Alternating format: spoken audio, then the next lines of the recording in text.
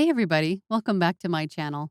In this video, I wanted to talk about another question I get a lot, and that is regarding Fiverr and signing up with Fiverr and the stigma that surrounds Fiverr.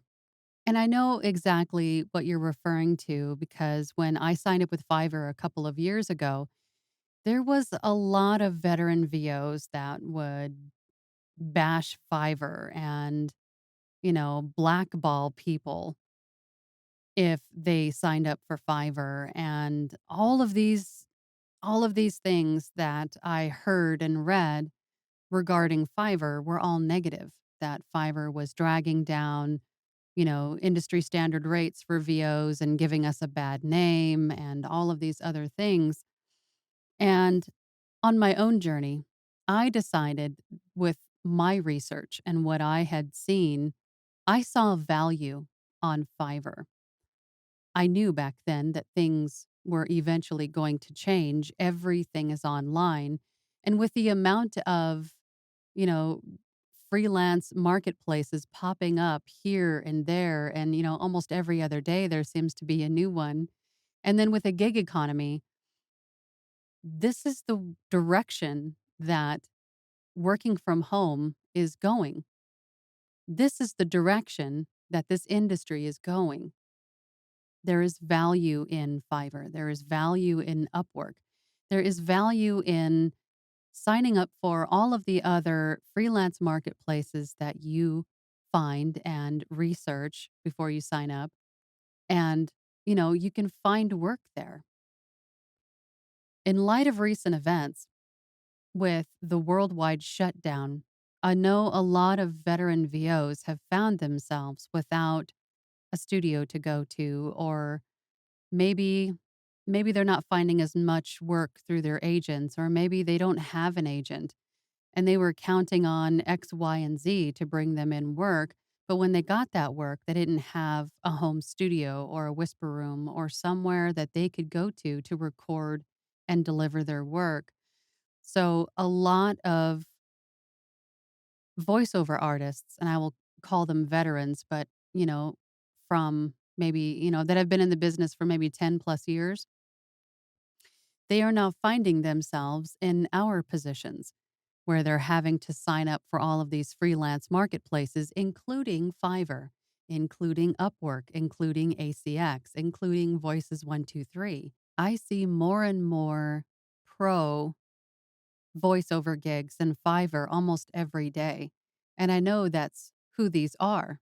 These are veteran voiceover artists that have been doing this for 10 plus years and are vetted by Fiverr to be pros. But basically, the stigma that Fiverr is bringing down industry rates and all of this stuff, making us look bad, stems from in the very beginning. If you're not a pro, when you first sign up with Fiverr, you are a no level, because there are levels in Fiverr. There's no level, level one, level two, and then top rated. And then there's also pro, which is, a completely different thing. There's no leveling there. It's just pro. But once you first start, you're a no level. And how do you gain work if you have, if you're a zero level? You charge the lowest rate and you do the best work that you can. Sometimes work that you don't want to do, but we do it because we need that social proof. As a consumer, anything you buy, you're going to want to go and check out the reviews, right? The same thing goes with Fiverr. People that are purchasing voiceovers through Fiverr want to see that this person is doing a good job. They want to know that the time and money that they invest in you, they are going to receive a high quality result, a high quality product back from you, that they can trust you to do this. But we do these because we need those reviews. And once we start to get those reviews, is when more and more clients are going to come to you and you can start to level up. You can start to raise your rates. And everybody starts this way. Everybody starts at zero level unless you're pro.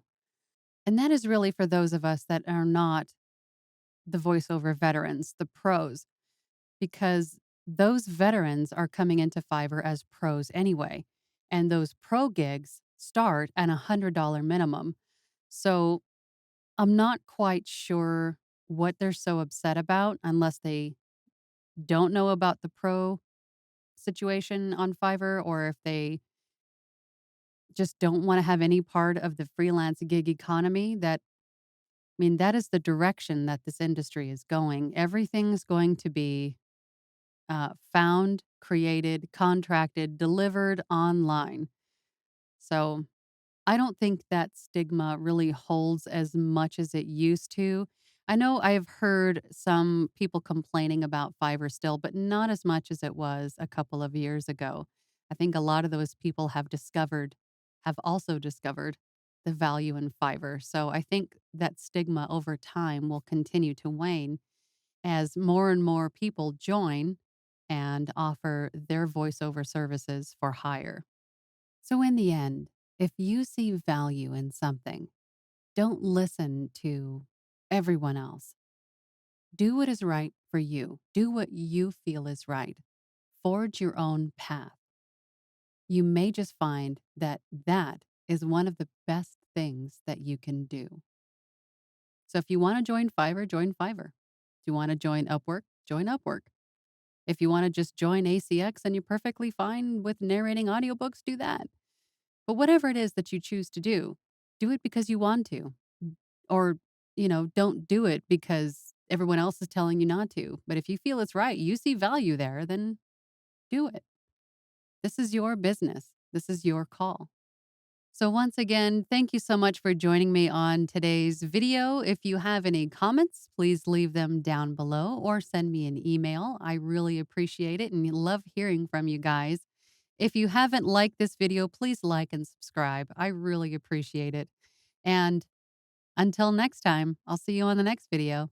Bye.